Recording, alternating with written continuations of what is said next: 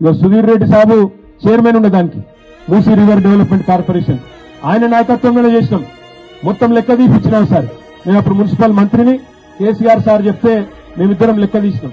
సుధీర్ అన్న వచ్చి చెప్పిండు, అన్న వాస్తవం చెప్తున్నా చాలా మంది పేదోళ్ళకి డిస్టర్బ్ అవుతుందన్నా, మరి మనం ఆలోచించాలే, కరెక్ట్ కాదన్నాడు. నువ్వు నేను అనుకున్నాడు కాదు, కేసీఆర్ సార్ దగ్గరికి పోదాంపా అని చెప్పి ఇద్దరం పోయినాం. సార్ దగ్గర పోయి పెట్టినాం లెక్క. సార్కి ఇట్లున్నది, మరి మీరు అన్నట్టు ఏదో చేయబోదామంటే మాత్రం చాలా మంది గరీబులు బాగా దెబ్బతినేటట్టున్నారు, ఏం చేద్దామంటే సార్ ఒకటే చెప్పిండు, ఇక పక్కకు పెట్టారు మీరు, ఎందుకంటే చేయగలిగితే ఏమైనా పేదోళ్ళకి మంచి చేయాలి కానీ మనం అనవసరంగా వాళ్ళ నాగం చేయొద్దు, వాళ్ళ బతుకులు రోడ్డు మీద పడేయద్దు, దయచేసి ఆ పని పక్కకు పెట్టండి అని చెప్తే ఇద్దరం అన్ని డిజైన్లు గీపించినాం, అన్ని పెట్టినాం 2020 నాటికే. కానీ పక్కకు పెట్టినాం, ఎందుకంటే గరీబోళ్లకు నష్టం అవుతుందంటే వద్దు అన్నాడు కేసీఆర్ అని చెప్పి పక్కకు పెట్టినాం. ఇలా రేవంత్ రెడ్డి 100 రోజులు 6 గ్యారంటీలు అని చెప్పి 420 హామీలు ఇచ్చిండు, అవన్నీ మర్చిపోయింది, అటక మీద పెట్టిండు.